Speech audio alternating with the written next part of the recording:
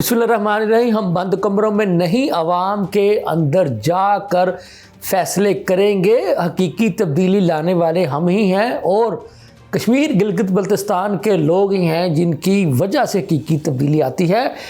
भारत के साथ पाकिस्तान ने जो कुछ किया उसकी वजह से वो अब तक भी मुंह छुपाता फिर रहा है और अमेरिकी सदर उसको आज तक ये बात जो है वो बावर करवाते आ रहे हैं कि पाकिस्तान ने उसके 7 तैयारे मार गिराए थे।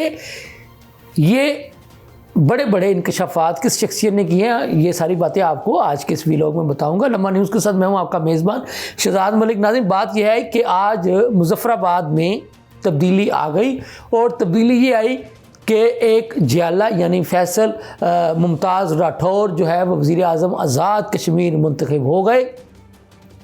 उनकी हलफ बर्दारी की तकरीब में सरबराह पीपल्स पार्टी यानी बिलावल भुट्टो ज़रदारी साहब, मोहतरमा फरियाल तारपुर साहिबा और पीपल्स पार्टी की दीगर जो लीडरशिप है उन्होंने भी शिरकत की।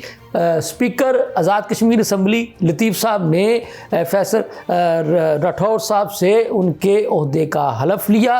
तो इस मौका पर ख़िताब करते हुए बिलावल भुट्टो ज़रदारी साहब का ये कहना था कि मोदी को जो करारा जवाब पाकिस्तान ने दिया था उसकी वजह से आज के दिन तक मोदी जो है वो दुनिया भर में मुंह छुपाता हुआ फिर रहा है और उसको कहीं पर भी मुंह छुपाने के लिए जगह नहीं मिल रही है और वो जहाँ भी जाता है तो उसको जो है वो वजाहतें ही देना पड़ रही हैं और अमेरिकी सदर डोनाल्ड ट्रंप साहब भी उसको ये बात बावर करवाते आ रहे हैं कि तुम्हारे पाकिस्तान ने 7 तैयारे मार गिराए थे।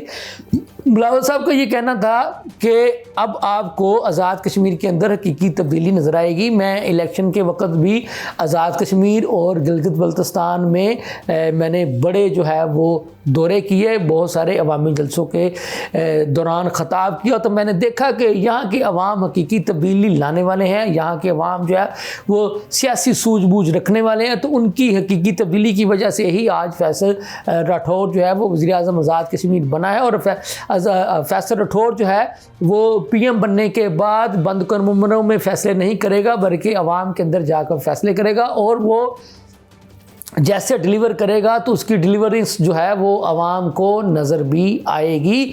तो उनका ये कहना था कि इमरान खान ने तो आज़ाद कश्मीर और गिलगित बल्तिस्तान के लोगों के साथ भी जो है वो दगा किया था, उनके जज्बात के साथ भी उसने खिलवाड़ किया था। लेकिन पीपल्स पार्टी का जियाला जो है वो अवामी उमंगों की तर्जमानी करता हुआ दिखाई देगा।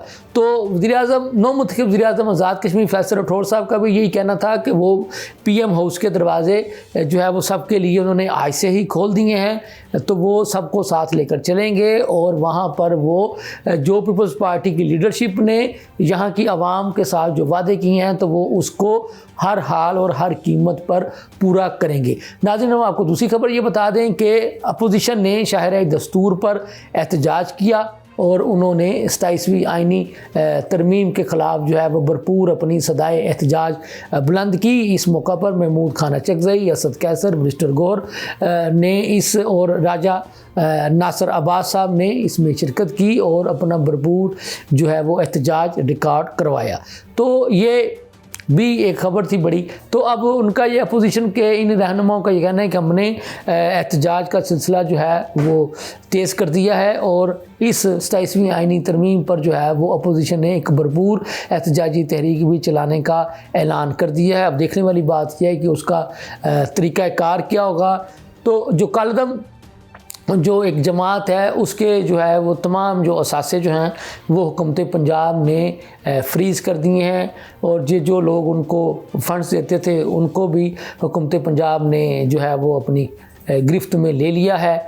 तो ये भी जो है पंजाब हुकूमत की तर्जुमान अज़मा बुखारी साहिबा ने बता दिया है। तो नाज़रीन, ये थी अब तक की सूरत हाल। इसके साथ ही मुझे इजाज़त दीजिए। अल्लाह हाफ़िज़।